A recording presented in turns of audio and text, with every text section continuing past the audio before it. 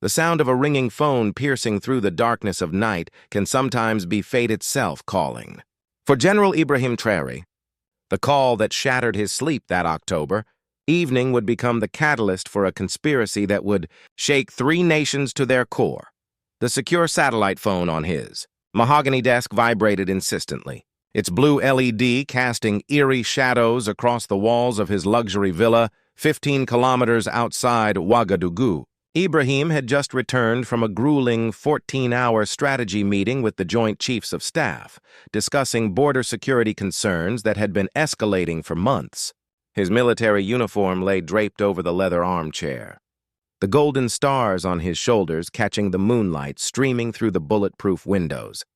At 52, Ibrahim Traoré had served his country for 3 decades, rising through the ranks from a young lieutenant to one of the most respected generals in West Africa.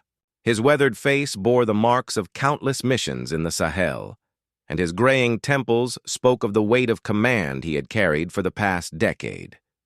The villa, a gift from a grateful nation after he had successfully negotiated the release of 37 hostages from extremist groups 2 years prior, stood as a fortress of solitude where he could momentarily escape the burdens of military leadership. He placed his service pistol under the pillow, a habit ingrained from years of operating in hostile territories, and was about to surrender to exhaustion when the phone's urgent vibration demanded his attention. The digital clock glowed 3:17 a.m. Only 3 people had access to this number: the President, the Minister of Defense, and the Director of National Intelligence. Ibrahim frowned as he lifted the encrypted device. The screen displayed "Unknown Caller" in stark white letters. This should have been impossible. The phone operated on a secure military frequency, with triple-layer encryption protocols that had cost the government $2 million to implement. "Colonel Ibrahim Traoré," he answered, using his old rank out of habit, his voice carrying the authority of 3 decades in uniform. A moment of silence stretched across the connection, filled only with the faint static of a long-distance transmission. Then came a voice that made Ibrahim's blood freeze in his veins, a voice that belonged to a dead man. "You mean General Traoré, I suppose? Congratulations on your recent promotion to the Joint Chiefs, old friend." The phone nearly slipped from Ibrahim's suddenly trembling hands.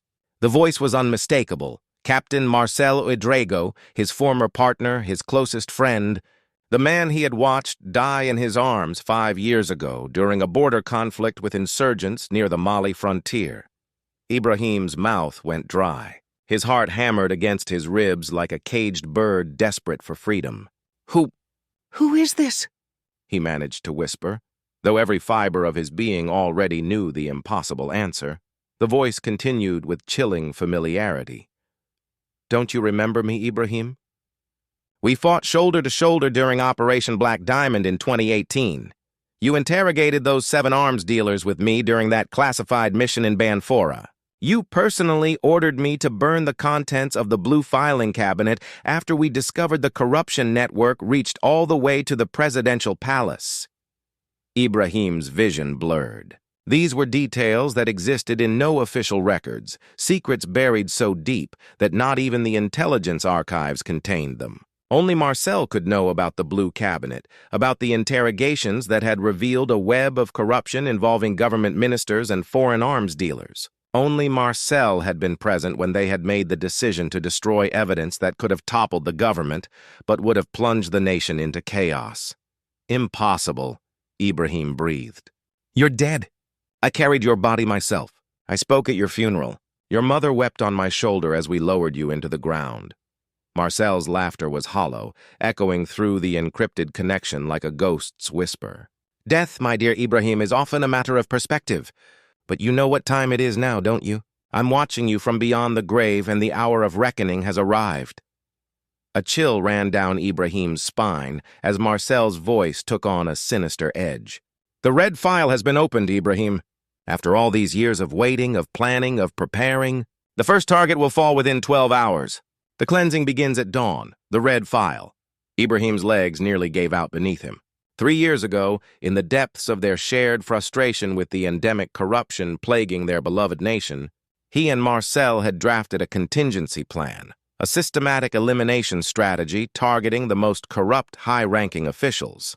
It had been a theoretical exercise, a way to vent their anger at seeing their country's resources stolen while children starved in the villages.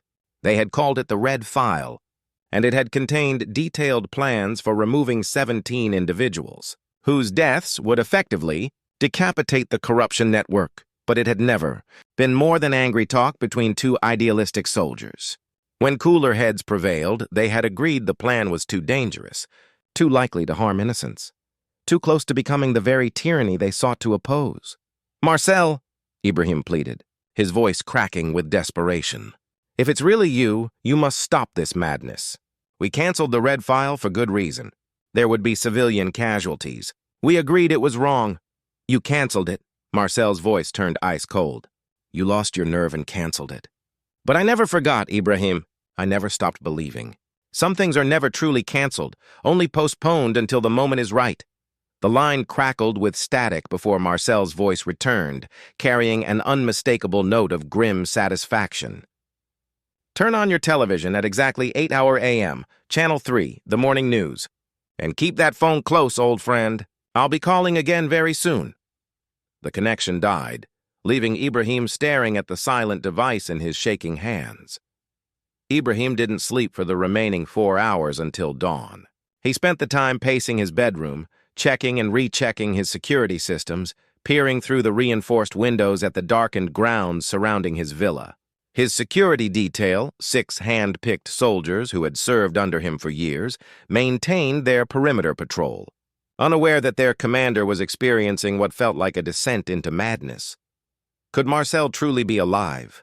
The man Ibrahim had mourned for 5 years, whose widow he had personally ensured received her full pension, whose children he had helped enroll in the military academy. The body they had recovered from the ambush site had been badly damaged by the explosion, but Ibrahim had identified it himself. He had seen the familiar scar on Marcel's left shoulder, a souvenir from their first mission together as young lieutenants. At 7:55 a.m., Ibrahim positioned himself before the large television in his study, remote control trembling in his grip. His housekeeper, Fatima, knocked softly on the door, offering his usual breakfast of millet porridge and strong coffee, but he waved her away. His stomach churned with anticipation and dread.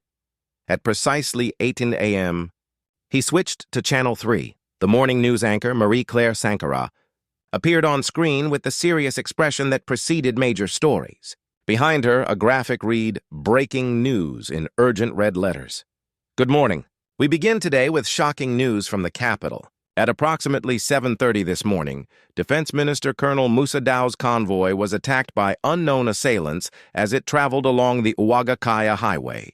The minister has been rushed to the Central Military Hospital with critical injuries. Early reports suggest the attackers used military-grade explosives and small arms fire in what appears to be a coordinated assassination attempt." Ibrahim's phone rang.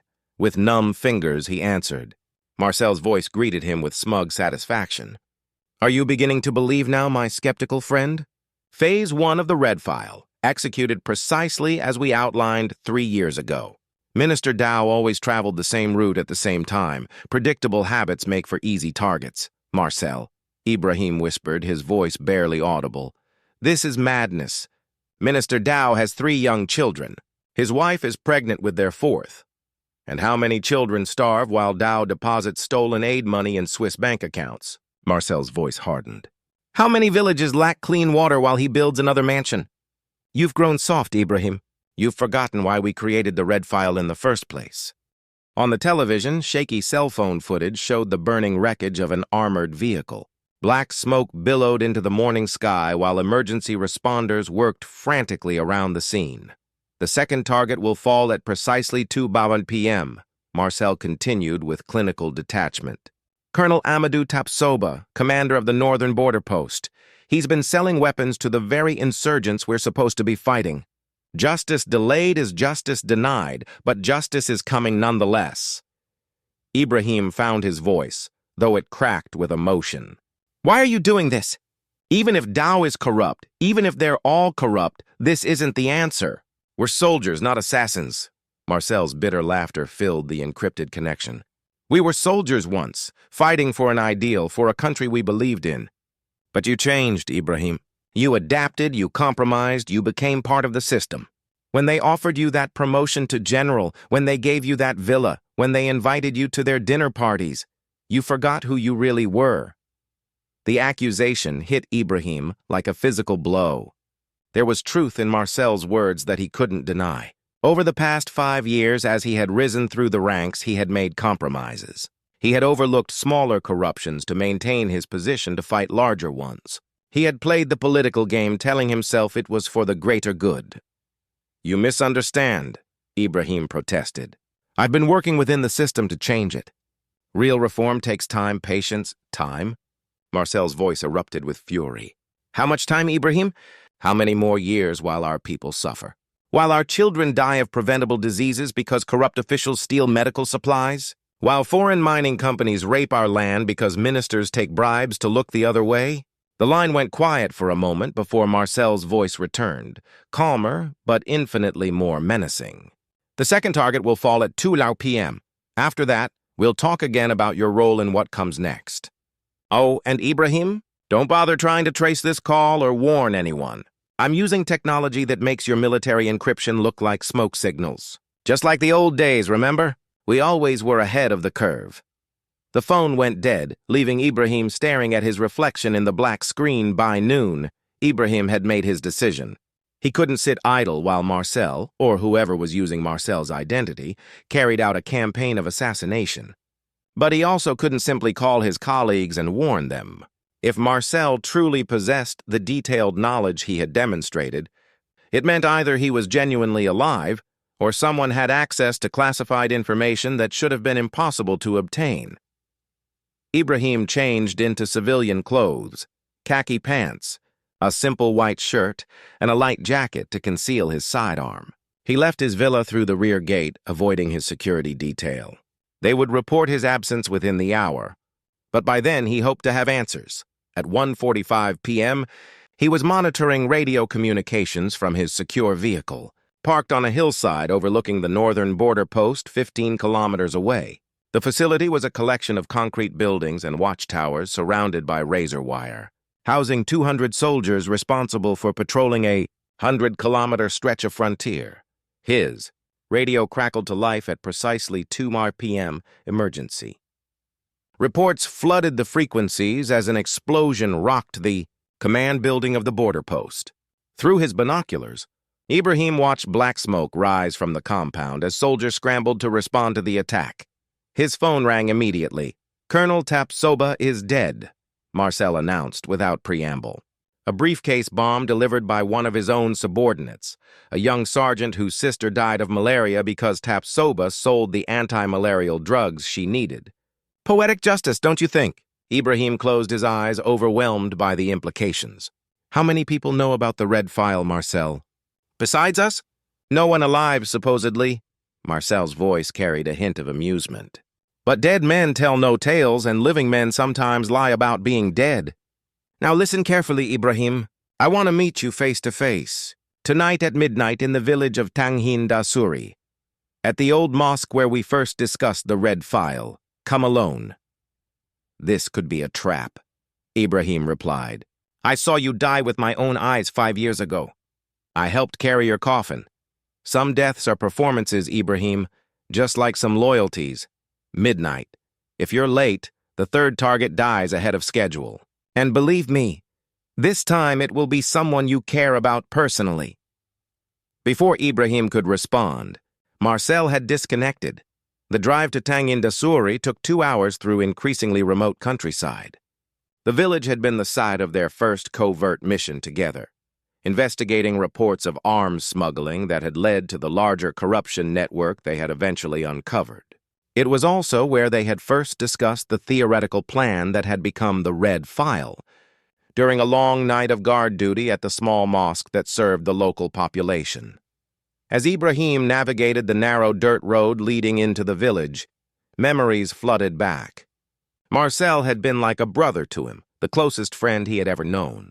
They had joined the military academy on the same day, graduated together, served in the same units, shared the same dreams of building a better nation. Marcel's death had left a void in Ibrahim's life that had never been filled. The village appeared almost abandoned in the moonlight. A few elderly residents sat on the steps of their mud-brick homes, but most windows were dark. The mosque stood in the center of the settlement, its simple minaret silhouetted against the star-filled sky. Ibrahim approached cautiously, his hand resting on his concealed pistol. The mosque's wooden door stood open, and dim light flickered from within. As he stepped across the threshold, memories of their long conversations echoed in his mind. Passionate discussions about justice, about duty, about their frustration with a system that seemed designed to protect the corrupt while grinding down the innocent. "Put down your weapon." "Ibrahim," the voice came from the shadows near the mihrab, the niche that indicated the direction of Mecca. Ibrahim turned slowly and found himself facing a figure that was both familiar and strange, unmistakably Marcel, but changed in fundamental ways. The man who stepped into the lamplight bore the scars of tremendous trauma. The right side of his face was a map of burned tissue, the skin drawn tight and discolored. His left leg dragged slightly as he moved, evidence of old injuries that had healed improperly. But the eyes, the intelligent, passionate eyes that had once burned with shared idealism, those were undeniably Marcel's. "My God," Ibrahim whispered. "It really is you." Marcel smiled, the expression made grotesque by his scarred features. "Flesh and blood, old friend. Damaged flesh and bitter blood, but alive nonetheless. Now please, your weapon." Ibrahim slowly drew his pistol and placed it on the worn prayer rug at his feet. "How, Marcel? How did you survive?" "We found your body." "You found a body," Marcel corrected, limping closer. "A deserter we had been tracking, roughly my size and build. The explosion that killed me was real enough. It nearly did finish the job. But the villagers found me first, half dead but breathing.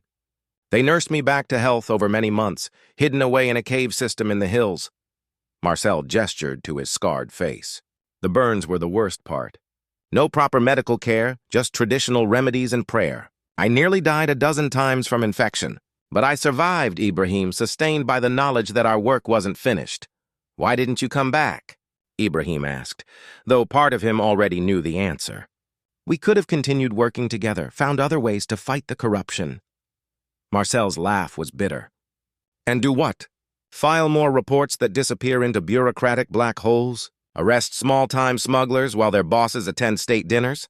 I realized during those long months of recovery that working within the system was a fool's errand. The system is the problem." From beneath his robes, Marcel produced a tablet computer. The screen showed a detailed map of the capital with multiple locations marked in red. "While you were playing politics and climbing the ranks, I've spent 5 years building something real. A network of like-minded individuals, soldiers, and civilians who are tired of watching their country bleed." Ibrahim studied the map with growing horror. The marked locations included government buildings, military installations, communication centers, all the infrastructure necessary for a complete takeover of the nation. "This isn't justice, Marcel. This is revolution." "Sometimes," Marcel replied, his voice carrying the weight of absolute conviction. "Revolution is the only path to justice. The cancer has spread too far for surgical removal. The entire system needs to be burned down and rebuilt from the ashes."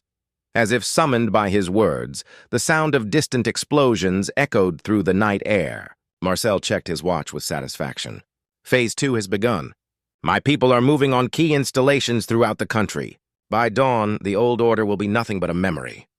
Ibrahim realized the scope of Marcel's plan far exceeded anything they had ever discussed in their theoretical red file. This wasn't targeted elimination of corrupt officials. It was a complete overthrow of the government. A military coup orchestrated by a man whose survival had transformed him into something Ibrahim no longer recognized. "You're talking about civil war," Ibrahim said quietly. "Thousands of innocent people will die." Marcel's scarred face hardened. "They're already dying, Ibrahim, slowly and quietly while the world ignores them. I'm simply changing the pace and the visibility of their suffering. Sometimes a surgeon must cut deeply to save the patient." He handed Ibrahim a secure phone, similar to the one they had used years ago for covert operations. "This contains only my number. I'll contact you regularly over the coming hours. You have a choice to make, old friend. Stand with me and help birth a new nation, or stand against me and share the fate of those who have betrayed our people." Before Ibrahim could respond, Marcel had melted back into the shadows, his limping footsteps fading into the darkness beyond the mosque. Ibrahim was left alone with the phone and the weight of an impossible decision. Ibrahim fled the mosque and drove through the night, his mind reeling from the encounter with his supposedly dead friend. The secure phone Marcel had given him remained silent for hours as he navigated back roads, avoiding military checkpoints that were undoubtedly searching for him by now. As dawn broke over the savannah, he took shelter in an abandoned farmhouse 40 kilometers north of the capital. The building had once been part of a cooperative agricultural project, but drought and government neglect had driven the farmers away years ago. It provided perfect concealment and a clear view of the surrounding countryside. Ibrahim switched on a battery-powered radio and listened to the chaos unfolding across the region. Reports of coordinated attacks on government installations, military bases in revolt, and communication networks failing painted a picture of a nation under siege. Marcel's revolution was proceeding exactly as planned. At 9 a.m., the phone Marcel had given him finally rang. "Are you watching the news?" Marcel asked casually, as if discussing the weather. "This is madness," Ibrahim replied. "The reports say hundreds are dead already." "Hundreds who died quickly and cleanly," Marcel countered, "instead of thousands who would have died slowly from starvation and disease while their leaders grew fat on stolen wealth. I'm a surgeon, Ibrahim, cutting away the diseased tissue so the body can heal." Through the static-filled radio, Ibrahim heard reports of fighting in the capital's government quarter. Rebel forces had seized the national television station and were broadcasting proclamations of a new order. Foreign embassies were evacuating non-essential personnel. "What do you want from me?" Ibrahim asked. "For now, just wait. Tonight you'll receive instructions for your final mission. The one task only you can accomplish, the crescendo of our symphony of justice." The line went dead, leaving Ibrahim alone with his mounting dread.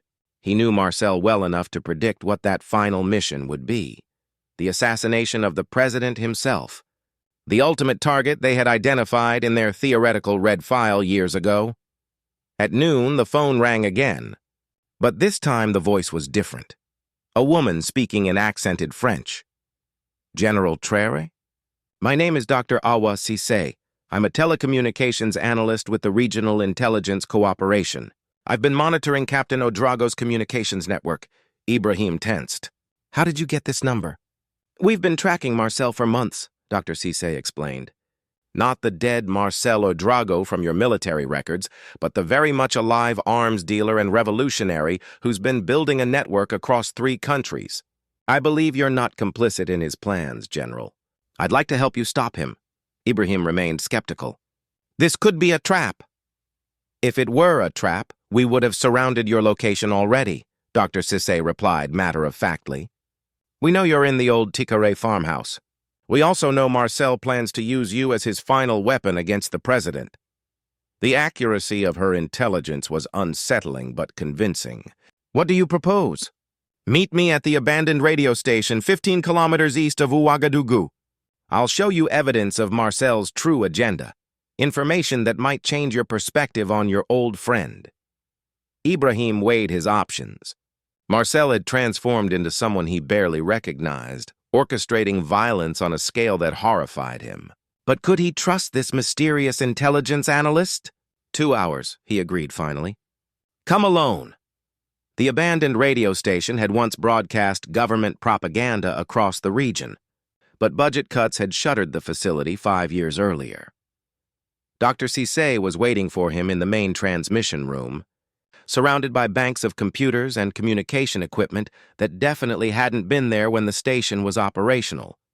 She was younger than her voice had suggested, perhaps 35, with the lean build of someone accustomed to long hours hunched over electronic equipment. Her eyes held the intensity of a person who had seen too much truth hidden in intercepted communications. "General Traoré," She greeted him with professional courtesy. "Thank you for coming. What I'm about to show you may be difficult to accept." She turned one of the computer screens toward him, displaying a complex network diagram with hundreds of interconnected nodes. "This is Marcel Ouedraogo's actual organization. Not a patriotic revolutionary movement, but an international criminal network with tentacles reaching into arms trafficking, mineral smuggling, and political destabilization." The screen shifted to show financial records, bank transfers in the millions of dollars, payments to mercenary groups, purchases of military hardware from Eastern European arms dealers. "Your friend has been playing a much larger game than you realized," Dr. Cisse continued. "The corruption he claims to oppose. He's been facilitating it, taxing it, weaponizing it for his own purposes. The revolution isn't about justice. It's about replacing one criminal enterprise with another, more efficient one." Ibrahim studied the evidence with growing dismay. Phone conversations between Marcel and foreign contacts, discussing the partition of mining rights, the establishment of smuggling corridors, the elimination of government officials who couldn't be bought or intimidated. "How long has this been going on?" Ibrahim asked. "We believe he began building the network within months of faking his death. The burn scars, the injuries, they're real enough, but they didn't come from the explosion that supposedly killed him. They came from a deal gone wrong with Libyan arms dealers 2 years ago." Dr. Cisse pulled up satellite imagery showing training camps in remote areas, weapons caches, and communication facilities that rivaled anything in the government's arsenal. Marcel has been preparing for this moment for years, using legitimate grievances about corruption as cover for building a criminal empire. The scope of the deception was staggering. The man Ibrahim had mourned as a fallen hero had become something far worse than the corrupt officials they had once opposed together. Marcel had weaponized their shared idealism, turning their dreams of justice into a tool for personal enrichment and regional destabilization. "What's the endgame?" Ibrahim asked. "Total control of the trafficking routes through the Sahel," Dr. Cisse replied. "Marcel's network has agreements with cartels, terrorist groups, and criminal organizations across 3 continents. This revolution is just the opening move in a much larger strategy to turn West Africa into a lawless transit zone for drugs, weapons, and human trafficking." Ibrahim felt sick as the implications sank in. "And he wants to use me to kill the president." "The assassination would complete the decapitation of legitimate authority," Dr. Cisse confirmed. "With the president dead and the government in chaos, Marcel's forces would be positioned to fill the power vacuum. But unlike a traditional military coup, this one would install a criminal regime from the beginning." As if summoned by their conversation, Marcel's phone began ringing. Ibrahim looked at Dr. Cisse, who nodded encouragingly. "General," Marcel's voice carried its familiar tone of casual authority, "I trust you've spent the day contemplating your role in history. Tonight at midnight, you'll go to the presidential palace. Security will be minimal." "Marcel," Ibrahim began, but his former friend cut him off. "No more delays, no more doubts. Our people have fought and died to reach this moment. You will complete the mission we planned years ago, or you'll join the casualties of this revolution.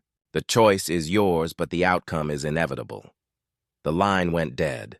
Ibrahim looked at Dr. Cisse, seeing his own grim determination reflected in her eyes. "Then we stop him," Ibrahim said simply. Dr. Cisse's intelligence network proved remarkably extensive for someone whose existence wasn't supposed to be known to Marcel's organization. Within hours, she had coordinated with loyal military units still resisting the rebel takeover, identified key communication nodes in Marcel's network, and begun the delicate process of turning some of his subordinates against him. "The advantage of a criminal organization," she explained as they worked through the evening, "is that loyalty is always for sale to the highest bidder. Marcel's people follow him because he pays well and punishes betrayal harshly. But if we can offer them something better..." Ibrahim watched as she orchestrated a psychological warfare campaign through the captured communication channels. False reports of Marcel's death, rumors of government forces preparing massive counterattacks, intercepted evidence of Marcel planning to eliminate his own lieutenants to tie up loose ends, all designed to sow doubt and discord within the rebel ranks. But Ibrahim knew that sophisticated information, warfare wouldn't be enough to stop Marcel. His former friend had always been a meticulous planner who prepared for every contingency. The man who had faked his own death and built an international criminal network in 5 years wouldn't be undone by rumors and misdirection alone. "I have to meet him," Ibrahim concluded as midnight approached. "It's the only way to get close enough to end this." Dr. Cisse looked up from her bank of monitors. "He'll kill you the moment you've outlived your usefulness."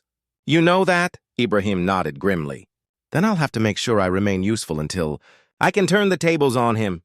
The presidential palace was, indeed, lightly defended when Ibrahim arrived at 11:45 p.m. Marcel's intelligence had been accurate. Most of the security forces had been drawn away to defend other strategic targets, leaving only a skeleton crew to protect the symbolic seat of power. What Marcel didn't know was that the president himself had been evacuated hours earlier, spirited away to a secure bunker complex beneath the central bank building. Ibrahim made his way through the darkened corridors of the palace, guided by blueprints Dr. Cisse had provided and his own familiarity with the building from official visits. He reached the president's private office without encountering resistance, finding it exactly as Marcel's intelligence had predicted, apparently occupied, with lights on and recent papers scattered across the desk, but actually empty. At precisely midnight, Marcel emerged from behind the office's heavy curtains, no longer bothering to conceal his scarred features. He carried a military-grade assault rifle and wore the confident expression of a man whose years of planning had reached fruition. "Punctual as always," Marcel observed. "I assume you've armed yourself appropriately for the task ahead?" Ibrahim drew his sidearm slowly, making no threatening moves. "The palace is empty, Marcel. The president was evacuated hours ago." Marcel's smile didn't waver. "I know. Do you think I've spent 5 years planning this operation only to be fooled by such an obvious deception? The president is in Bunker 7 beneath the central bank, along with his key ministers and the gold reserves. Much more convenient than hunting them down separately." The revelation hit Ibrahim like a physical blow. Marcel had anticipated the government's evacuation procedures, had probably fed them intelligence designed to drive them to the specific bunker he wanted them in. The assassination at the palace had never been the real plan. It was misdirection, designed to make the government feel clever for their deception while actually playing into Marcel's hands. "You're going to help me complete the real mission," Marcel continued conversationally. "Bunker 7 has biometric locks that require authorization from 2 senior military officers. Your handprint and retinal scan, combined with mine from 5 years ago, carefully preserved in the system despite my supposed death, will give us access." Ibrahim realized the true scope of Marcel's manipulation. "You've been planning this specific scenario for years. Since the day I decided to stop being naive about the possibility of reform," Marcel confirmed. "Every contingency mapped, every variable accounted for. Even your moral awakening this evening was predictable. Dr. Awa Cisse sends her regards, by the way." The words hit Ibrahim like ice water. "What?" Marcel's scarred face split in a grotesque grin. "Did you really think you were working against me?" "Dr. Cisse has been feeding you information for months. Carefully selected intelligence designed to bring you to exactly this moment, in exactly this frame of mind. Every choice you thought you were making independently was actually a step along the path I laid out for you."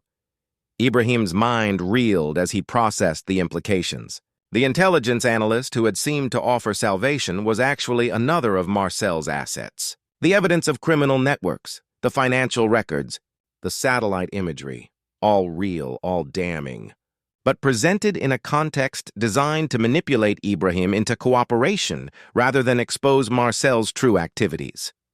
"The beautiful irony," Marcel continued, "is that everything she showed you was accurate.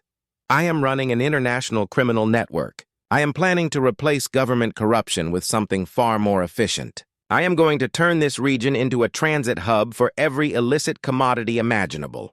But rather than driving you away from me, this knowledge has brought you here to help me complete the final phase." Ibrahim kept his weapon trained on Marcel, but made no move to fire. "Why would I help you now that I know the truth?" "Because," Marcel replied patiently, "you're finally mature enough to understand that idealism is a luxury we can't afford. The old system was corrupt and inefficient. My system will be corrupt and efficient. Our people will still suffer, but they'll suffer predictably, manageable, and with clear opportunities for advancement within the criminal hierarchy.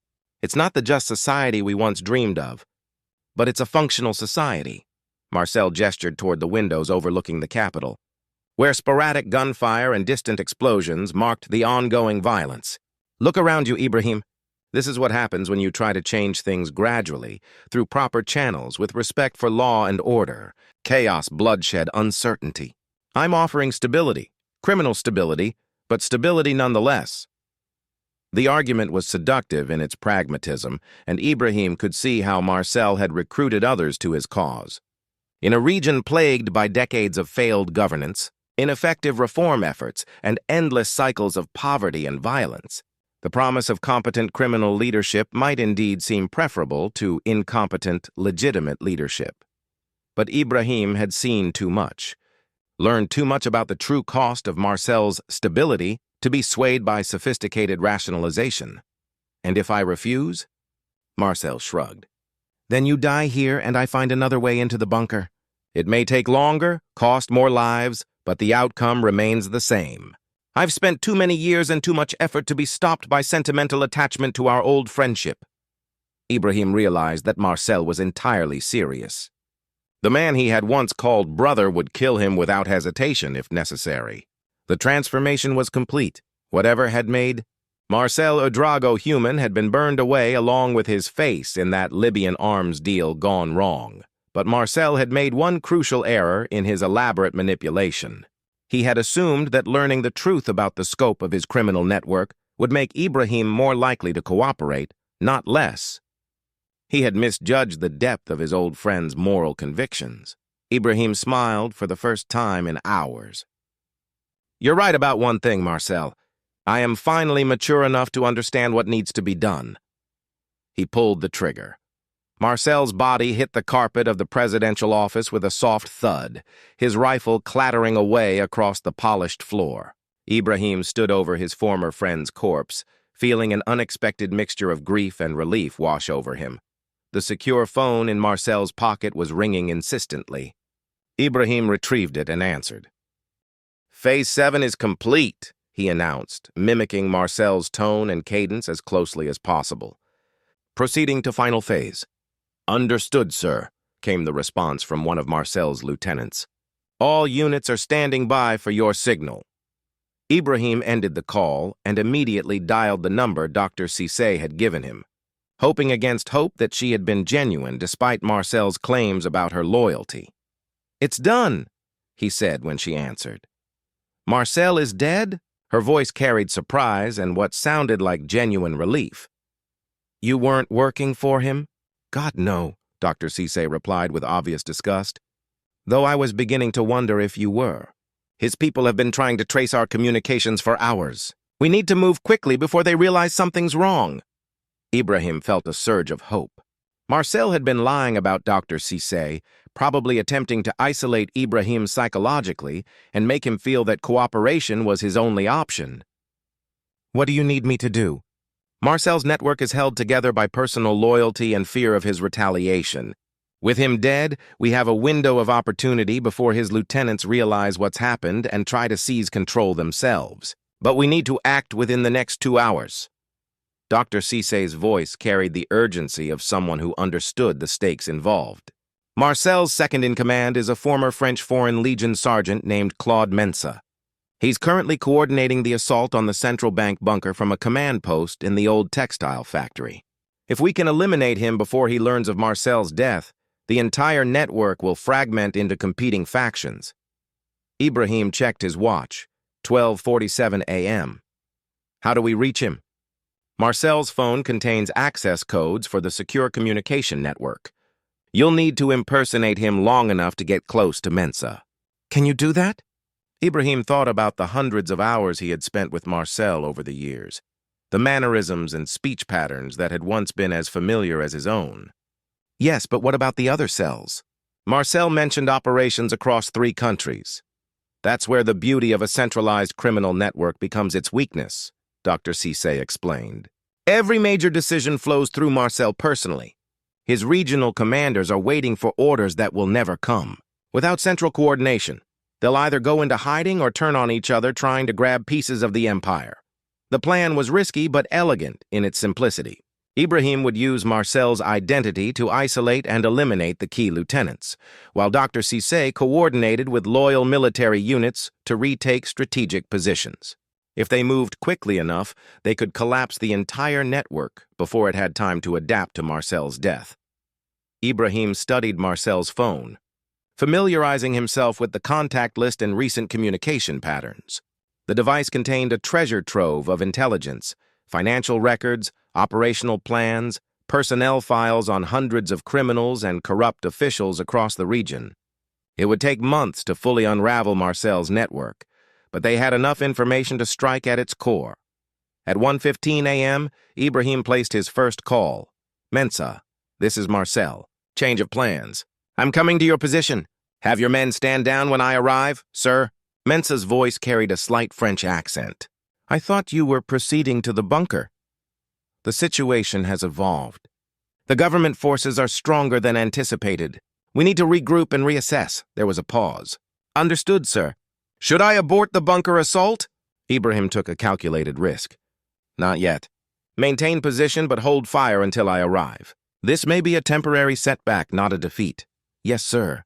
"How long until you reach us?"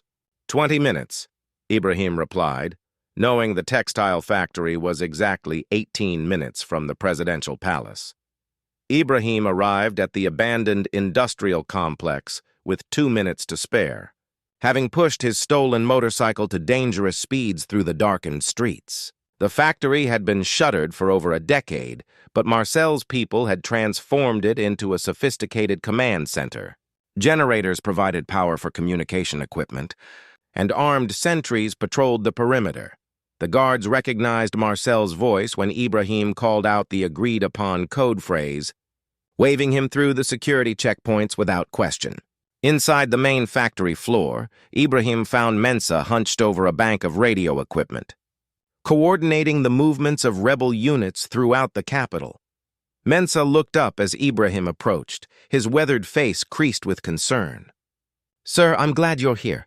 We've lost contact with 3 units in the past hour. Something's gone wrong." Ibrahim nodded gravely, staying in the shadows to conceal his face. "Show me the situation." Mensa turned back to his tactical display, pointing out positions on a map of the city. "The assault on the telecommunications center succeeded, but we took heavy casualties. The attack on the military headquarters was repelled entirely, and there are reports of government reinforcements moving in from the eastern provinces."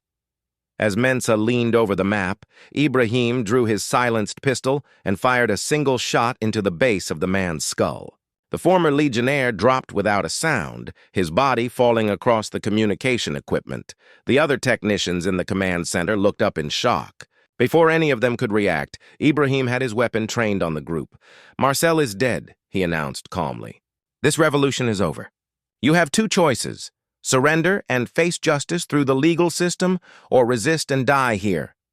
For a long moment, nobody moved. Then, one by one, the technicians raised their hands in surrender. These were communications specialists and logistics coordinators, not hardened fighters. Without Marcel's iron discipline and Mensa's tactical leadership, they crumbled immediately. Ibrahim used the captured radio equipment to broadcast surrender orders to rebel units across the city, identifying himself as General Ibrahim Traoré and claiming authority over all military forces in the region. Some units complied immediately, relieved to receive clear orders after hours of confusion. Others went silent, probably melting away into the civilian population.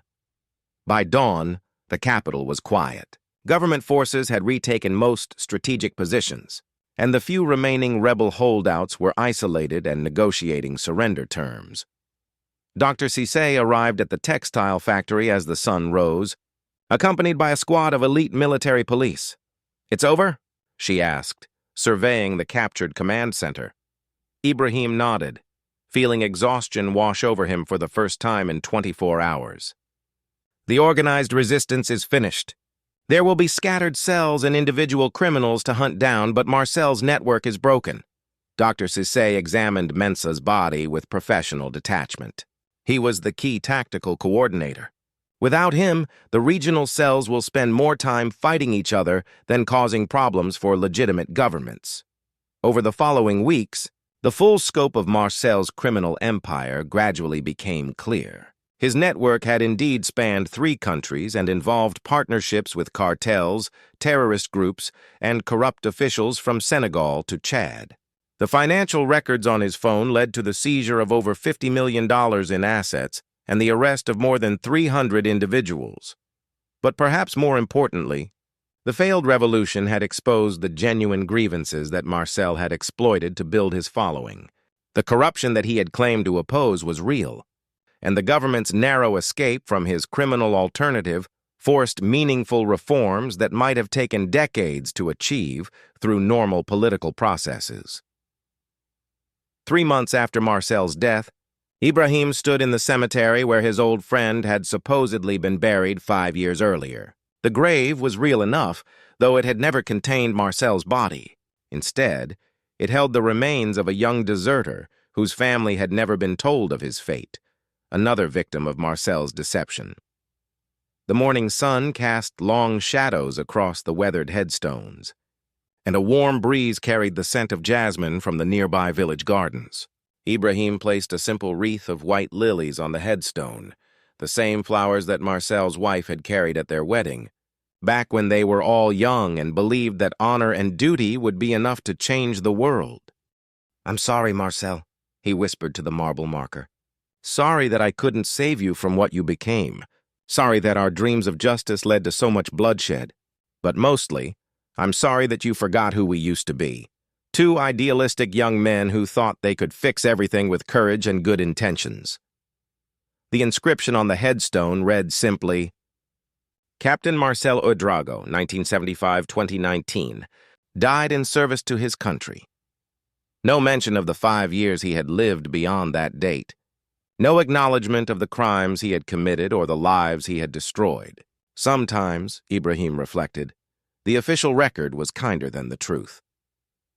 Dr. Cissé approached from the cemetery gate, her footsteps crunching on the gravel path. She wore a simple black dress suitable for mourning, though Ibrahim knew she felt no grief for Marcel, only professional satisfaction at having helped dismantle his network.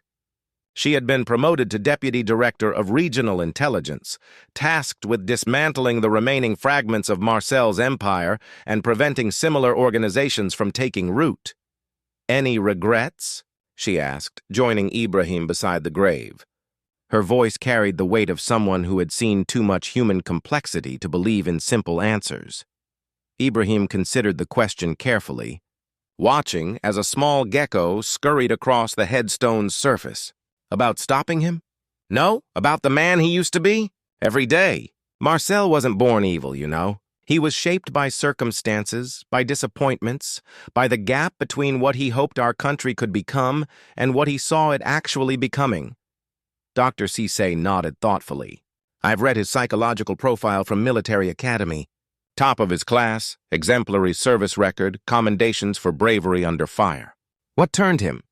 "The same thing that could have turned me or you or anyone who cares deeply about justice," Ibrahim replied. He started making small compromises, telling himself they were necessary for the greater good. When he saw corruption, he began participating in it to gather intelligence. When he encountered criminals, he made deals with them to protect innocent people. Each compromise made the next one easier, until he had traveled so far from his original principles that he couldn't find his way back. They stood in silence for several minutes, each lost in their own thoughts. A funeral was taking place at the far end of the cemetery, an elderly woman being laid to rest while her family wept openly. Life and death, hope and despair, justice and corruption, all part of the same endless human story. Finally, Dr. Cissé spoke again. "The president wants to offer you the position of defense minister. The previous occupant survived his injuries but decided to retire from public service. He's moving to France with his family, says he needs distance from everything that happened here." Ibrahim smiled grimly, understanding the irony. Taking the job of a man I helped try to kill seems like a form of cosmic justice. But I think I'll stay where I am. Someone needs to remember the lessons we've learned about the price of compromising our principles. Someone needs to watch for the next Marcel before he gets as far as this one did. Dr. Cisse pulled a manila envelope from her purse and handed it to him. Speaking of watching, these are the final intelligence reports on Marcel's international connections. We've identified sleeper cells in 7 countries, financial assets in 12 offshore accounts, and weapons caches in locations from Senegal to Chad. It's going to take years to fully dismantle everything he built. Ibrahim opened the envelope and scanned the documents inside. Even in death, Marcel's legacy continued to spread chaos across the region. Bank transfers to unknown accounts, coded communications with arms dealers, agreements with drug cartels seeking new trafficking routes. All the infrastructure of a criminal empire that had been designed to survive its founder's death. Any immediate threats? Ibrahim asked, noting several entries marked with red warning flags. 3 of his former lieutenants are attempting to claim control of different parts of the network, Dr. Cisse replied. They're too busy fighting each other to pose an immediate threat to regional stability, but eventually one of them will emerge victorious. When that happens, we'll have a new version of Marcel to deal with, possibly smarter, definitely more ruthless. As they walked back toward the cemetery gate, Ibrahim reflected on the cyclical nature of their struggle. Every generation seemed to produce men like Marcel, idealists who lost their way and became the very thing they had originally fought against. The challenge wasn't just stopping individual criminals, but addressing the systemic problems that created them in the first place. Have you given thought to what comes next? Dr. Cisse asked as they reached her vehicle, a nondescript sedan with diplomatic plates. You mean besides hunting down the rest of Marcel's network? Ibrahim replied. The president has asked me to chair a commission on military reform. We're going to review recruitment procedures, psychological screening protocols, career advancement policies, anything that might help us identify potential problems before they become security threats. Dr. Cisse started the engine and adjusted her rearview mirror. That's important work, but I meant on a more personal level. You've been carrying this burden for months now. When was the last time you took leave, spent time with family, did something that wasn't related to national security? Ibrahim realized he couldn't remember.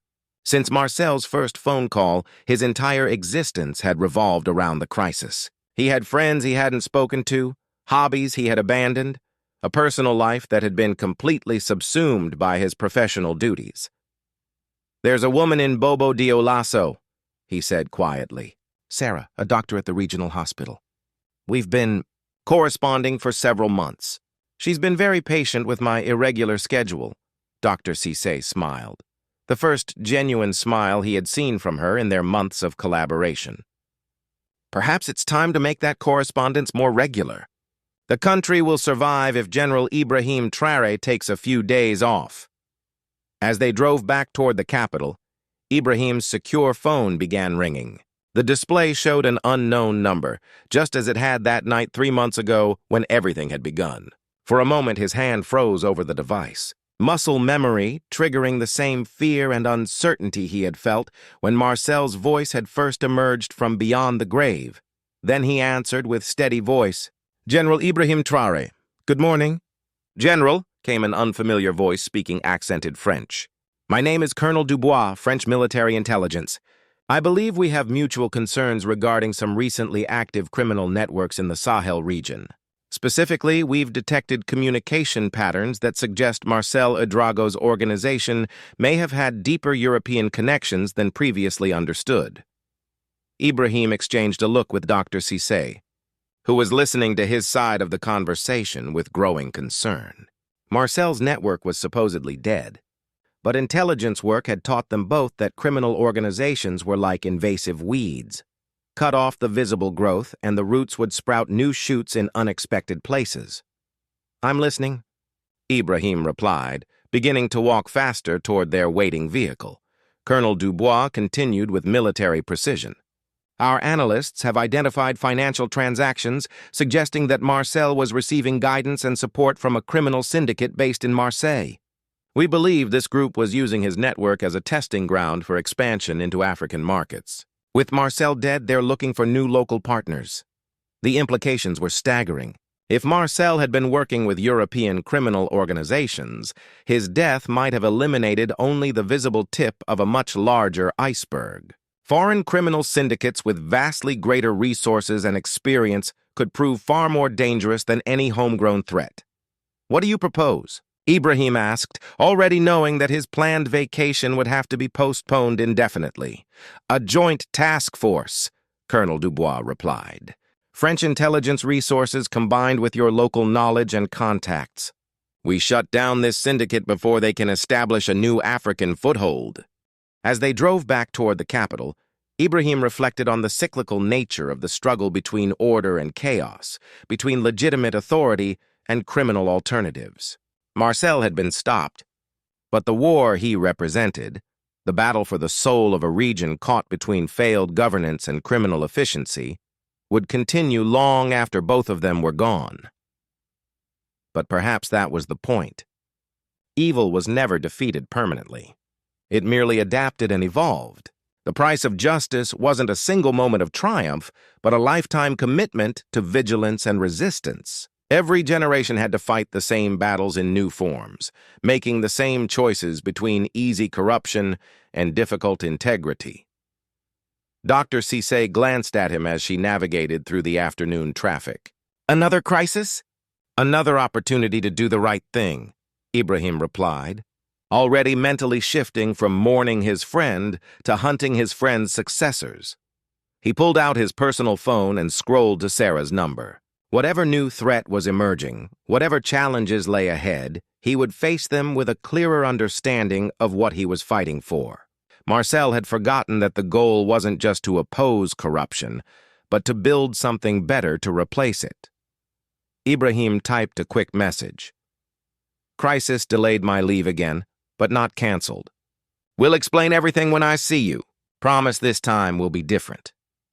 He sent the message and settled back in his seat, watching the familiar streets of Ouagadougou pass by outside the window. Tomorrow would bring new challenges, new threats to the fragile stability they had fought so hard to preserve. But today, for just a moment, he allowed himself to believe that love might be more powerful than duty, and that building a life was as important as defending a country. The phone in his pocket remained silent as they drove toward the future, whatever it might hold. But Ibrahim was no longer afraid of unknown callers or voices from the grave. He had learned to distinguish between the ghosts of the past and the possibilities of tomorrow. The war would continue, but so would hope.